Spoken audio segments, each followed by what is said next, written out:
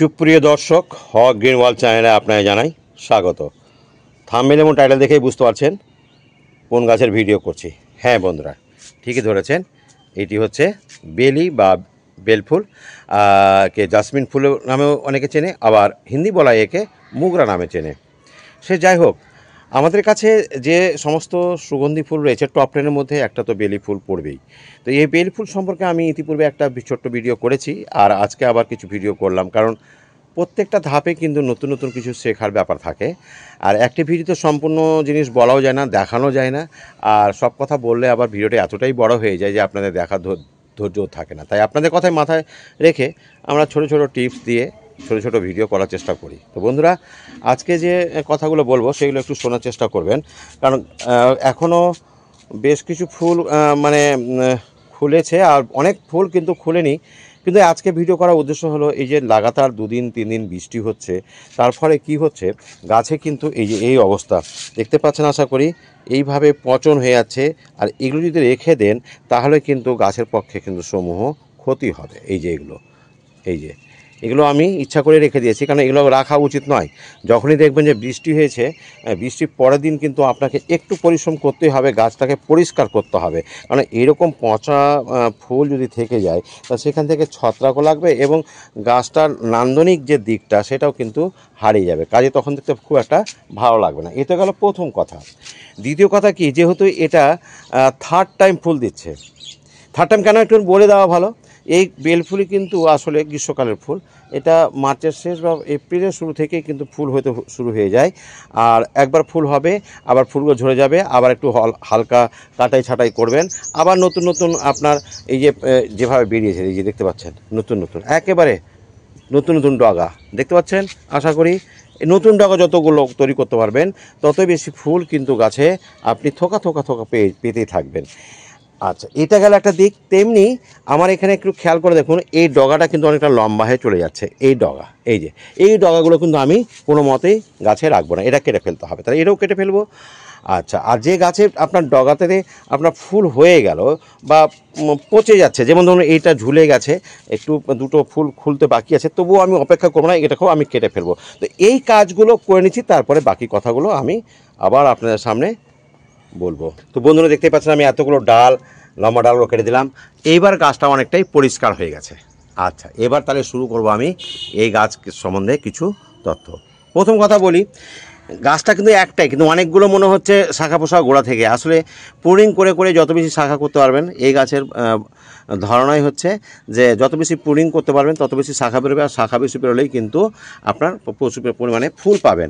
আর আমি সবটাকে একসঙ্গে কিন্তু টাইট করে বেঁধে দিয়েছি, ফলে গাছটা লতানো হতে গেলেও গাছটা কিন্তু দাঁড়িয়ে আছে। দেখুন, যখনই আপনার ফুল হবে তখনই আপনি প্রুনিং করুন, ওখানে 2-3টা করে শাখা বেড়ে যাবে, আর প্রচুর পরিমাণে আপনি ফুল পেতেই থাকবেন। এই হচ্ছে নিয়ম।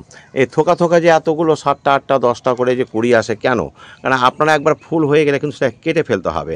যেমন এটা ধরুন আমি এখানে কেটেছি, তো এই যে কচি পাতা বেরোচ্ছে, এই কচি পাতা বেরোনো মানে যে এরকম যে কচি কচি পাতা বেরোবে, এইভাবে কিন্তু প্রচুর পরিমাণে ফুল আপনার পেতেই থাকবে। আশা করি আপনি বোঝাতে পেরেছি। তো ইতিপূর্বে একটা গাছ আর আমি দেখিয়েছিলাম, এই যে এই গাছটা প্রচুর ফুল ছিল তখন। দেখুন কত কচি কচি পাতা এসছে। এই কচি পাতা চলে আসার পরেই কিন্তু আপনার প্রচুর ফুল আসবে। যেমন এই জায়গাটা দেখুন, হয়তো একটু দেরিতে বেরোবে, কিন্তু বেরোচ্ছে।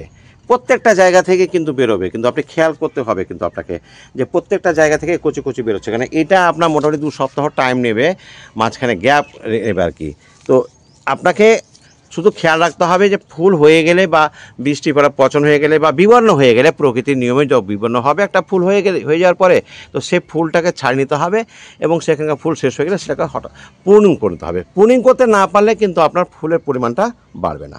তাহলে এইটা কিন্তু আপনাকে রানিং অবস্থায় করতে হবে। এবার আমি একটুখানি ব্যাকে আসি। যেহেতু বহুবর্ষজীবী গাছ, টবের সাইজ হিসাবে কিন্তু গাছের হবে আর কি, অর্থাৎ গাছ বড় টব ছোট, গাছ ছোট, মানে বুঝতে পারছেন ব্যাপারটা আশা করি। মানে ছোটো গাছে বড় টব বা বড় গাছে ছোটো টব হলে কিন্তু সে আপনি কাঙ্ক্ষিত রেজাল্টটা নাও পেতে পারেন। টব হয়ে গেল মাটি মিডিয়া, এই মিডিয়াটা করবেন কিন্তু আপনি 30 থেকে 40% নেবেন গার্ডেন সয়েল, 10% নেবেন বালি। গাছটা যেহেতু একটুখানি ময়েস্ট পছন্দ করে, অবশ্যই কোকোপিট দেবেন। এটা মনে রাখবেন। কোকোপিট দিলে কি হয়, ময়েস্ট ধরে রাখে, আর জল যেহেতু আছে।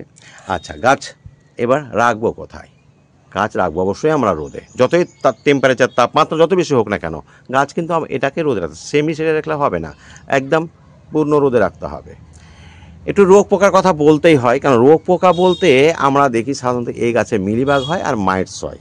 তাহলে এই দুটোকে আপনাকে, গাছে থাকুক বা না থাকুক, একান্ত যদি না হয় আপনার বাগানে দেখতেই পাচ্ছেন না কোনো গাছে, তাহলে আপনি নিম অয়েলটা 15 দিনে একবার ব্যবহার করবেন।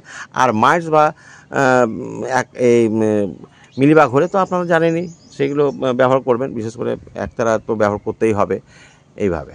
আচ্ছা, এবার গাছকে সবুজাব করতে হবে, এই জন্য আপনাকে যে জিনিসটা দিতে হবে সেটা হচ্ছে মাইক্রোনিউট্রিয়েন্ট। একটা জিনিস রয়েছে আপনার ম্যাগনেসিয়াম সালফেট, এটা মাইক্রোনিউট্রিয়েন্ট আর কি, যেটা অ্যাকচুয়ালি আমরা অ্যাপসাম সল্ট হিসাবে জানি।